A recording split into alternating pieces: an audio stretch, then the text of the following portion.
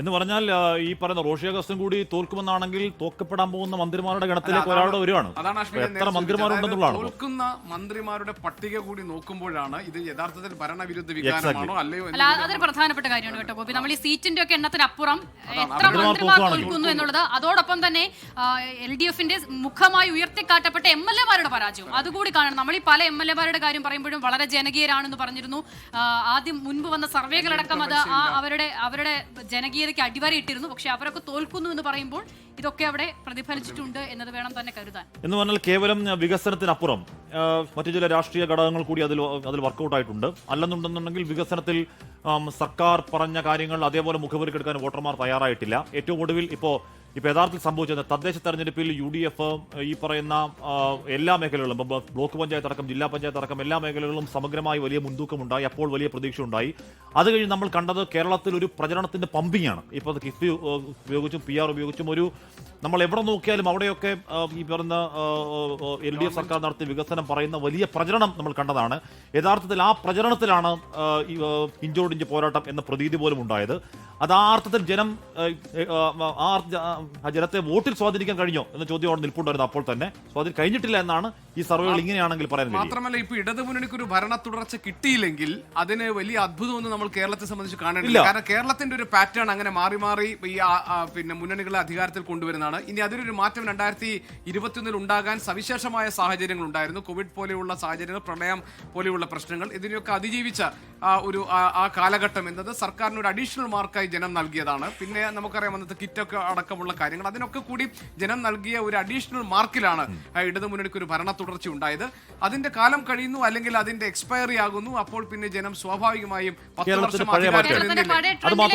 കേരളം തിരിച്ചു പോകുന്നു എന്ന് വളരെ ഉറപ്പായും. ആ കാലത്ത് അത് അന്ന് കേരളത്തിൽ മാത്രമായിരുന്നില്ല, രാജ്യത്ത് മാത്രമായിരുന്നില്ല, ലോകത്തെല്ലായിടത്തും ഇരുന്ന അമേരിക്ക ഒഴികെ അമേരിക്കയിൽ ട്രംപിന് തിരിച്ചടി കിട്ടി. അത് അയാളുടെ കയ്യിരിപ്പ്. പക്ഷേ ബാക്കി ഒട്ടുമിക്ക എല്ലാ സ്ഥലങ്ങളും ഡിസാസ്റ്റർ കാലത്ത് ആ സർക്കാരിനോടുള്ള ഒരു എമ്പതി, ഒരു സ്നേഹം, തങ്ങളെ ചേർത്ത് പിടിച്ച ഒരു അനുഭവം ലോകത്തെല്ലായിടത്തും കാണിച്ചു. അത് കേരളത്തിലുണ്ടായി എന്നുള്ള യാഥാർത്ഥ്യമാണ്. അതിനപ്പുറം ആ സമയത്തുണ്ടായിരുന്ന ഒരു സോഷ്യൽ എഞ്ചിനീയറിംഗ് കൂടി ഉണ്ടായിരുന്നു. അന്ന് ഈ പറയുന്ന പ്രധാനപ്പെട്ട ന്യൂനപക്ഷ വിഭാഗങ്ങളൊക്കെ LDFനൊപ്പം വളരെ ശക്തമായി വോക്കലായി നിൽക്കുന്ന കാലമായിരുന്നു. ഇപ്പൊ ആ സാഹചര്യം മാറുന്നു. നേരത്തെയുള്ള കോവിഡ് കാലവും മാറുന്നു. ഞാൻ പറയട്ടെ, ഇപ്പൊ അന്ന് രമേശ് ചെന്നിത്തല സ്പ്രിംഗ്ലർ അടക്കം പല ആരോപണം കൊണ്ടുവന്നു എന്ന് പറഞ്ഞാൽ അതിലൊക്കെ പിന്നീട് വന്ന LDF സർക്കാർ U-turn എടുത്ത ആരോപണങ്ങളാണ്. അതൊക്കെ ഒരു വാർത്ത എന്നുള്ള നിലയ്ക്കും ഒരു പ്രചരണായുധം എന്നുള്ള നിലയ്ക്കും തീരെ മോശം സംഗതികളായിരുന്നില്ല. പക്ഷേ ഈ പറയുന്ന രീതിയിൽ ജനം പട്ടിണി അടക്കം ആൾക്കാർ മരിച്ചു പോകുമെന്ന് പേടിച്ചിരിക്കുകയും മുഖ്യമന്ത്രിയുടെ വൈകിട്ടത്തെ വാർത്താ സമ്മേളനം ഉണ്ടാക്കുന്ന വലിയ ഹൈപ്പിനിടയിൽ ഒന്നുമില്ല, നത്തിങ് ഡൂയിങ്. ആ സാഹചര്യം ആയിരുന്നില്ല ഇപ്പോൾ ഉണ്ടായിരുന്നത്. കഴിഞ്ഞ 10 വർഷക്കാലം LDF സർക്കാർ ഇവിടെ ഭരിച്ചു. അതുകൊണ്ടൊരു മാറ്റം വേണം. പ്രത്യേകിച്ച് എന്തെങ്കിലും ഒരു കാരണം പല വോട്ടർമാരും അവരോട് സംസാരിക്കുമ്പോൾ ചൂണ്ടിക്കാട്ടുന്നില്ല. പക്ഷേ 10 വർഷം ഭരിച്ചില്ലേ, ഒന്ന് മാറട്ടെ എന്ന ഒരു നിലപാടിലേക്ക് പല വോട്ടർമാരും എത്തിയിട്ടുണ്ട്. ഒന്ന്, ഇത്രയധികം 10 വർഷം ഭരിച്ചു, ഒരു മാറ്റം, അടുത്തത് എങ്ങനെയാണെന്ന് അറിയാനുള്ള അത് മാത്രം. രണ്ടാമത്തെ കാര്യം എന്ന് പറയുന്നത് മുൻപ് നമ്മൾ പറഞ്ഞതുപോലെ കേരളത്തിന്റെ ഒരു പൊതു ട്രെൻഡ്, ഈ മാറി മാറി വരുന്ന സർക്കാരുകളുടെ ഒരു പൊതു ട്രെൻഡ്. അതിനപ്പുറം ഈ 10 വർഷം UDF ഗ്രൗണ്ടിൽ പണിയെടുത്തിട്ടുണ്ടെങ്കിൽ അതെ, പാലായിൽ മാണി സി കാപ്പന് നേരിയ മുൻതൂക്കം എന്നതാണ് ഇപ്പോൾ വരുന്നത്. നേരിയ മുൻതൂക്കം മാത്രമാണ്. അങ്ങനെയുണ്ടെങ്കിൽ ജോസ് കെ മാണി അവിടെ ശക്തമായ പോരാട്ടം നടത്തിയിട്ടുണ്ട്. മാണി സി കാപ്പന് ലഭിക്കേണ്ട വോട്ടുകളിൽ ഒരു ഗണ്യമായ പങ്ക് ഷോൺ ജോർജ് കൊണ്ടുപോയിട്ടുണ്ടോ എന്നൊരു പക്ഷേ ഏറ്റവും ഒടുവിൽ മാണി സി കാപ്പന് വലിയ സാമ്പത്തിക പ്രതിസന്ധി ഉണ്ടാവുകയും പ്രചരണത്തിൽ നിന്നും വളരെ ഗണ്യമായ ഒരു പിൻവാങ്ങൽ മാനസികമായി ചെയ്തുവെന്ന് അവിടെയുള്ള റിപ്പോർട്ടർമാരടക്കം പറഞ്ഞതാണ്. മാത്രമല്ല ഈ പറയുന്ന കൊട്ടിക്കലാശത്തിലേക്ക് ഇറങ്ങാത്ത മാനസികമായി ഏതാണ്ട് സ്ഥിരീകരണം നൽകിയതുമാണ്.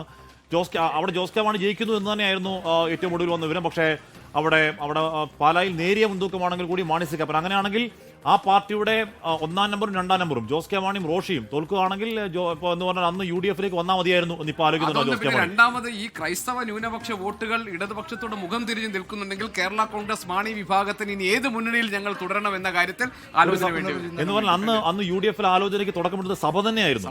അന്നതിന് വെട്ടിട്ടത് റോഷിയാണ്. അപ്പൊ അതിപ്പോൾ ഒരുപക്ഷെ അവർ അതിൽ ഖേദിക്കുന്നുണ്ടാവും. അതുകൊണ്ട് റോഷിയെ എങ്ങനെയെങ്കിലും ജയിപ്പിക്കുക എന്നുള്ള അവരുടെ ഉത്തരവാദിത്വമാണ്. റോഷിയെ ഇടുക്കിയിൽ എങ്ങനെയെങ്കിലും ജയിപ്പിക്കുന്നത് സത്യത്തിൽ ഇടതുപക്ഷത്തിന്റെ CPM സിപിഎമ്മിന്റെ ഉത്തരവാദിത്വമാണ്. പക്ഷേ ഈ കാര്യങ്ങളൊക്കെ ഇങ്ങനെയായിരിക്കുമ്പോൾ ഞാൻ ഒരു കാര്യം കൂടി പറയാം. 10 വർഷം UDF പ്രതിപക്ഷത്തിരുന്ന ഒരു രാഷ്ട്രീയ പ്രസ്ഥാനം അവർ ഗ്രൗണ്ടിൽ ആ നിലയിൽ പണിയെടുത്തിട്ടുണ്ടെങ്കിൽ ഈ റിസൾട്ട് പോരാ, അതുകൂടിയുണ്ട്. 80 താഴെ പോരാ എന്നത് പ്രതിപക്ഷത്തിന്റെ വിലയിരുത്തൽ കൂടിയാണ്.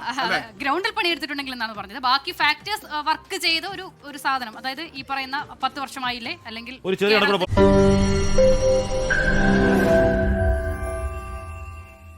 ലോകത്തെവിടെയായാലും ഏത് സമയത്തും 24 വാർത്തകളും ഓഗ്മെന്റഡ് റിയാലിറ്റി പാക്കേജുകളും എക്സ്പ്ലെയിനറുകളും വിശദമായി കാണാൻ ഞങ്ങളുടെ യൂട്യൂബ് ചാനൽ നിങ്ങൾക്ക് സബ്സ്ക്രൈബ് ചെയ്യാം.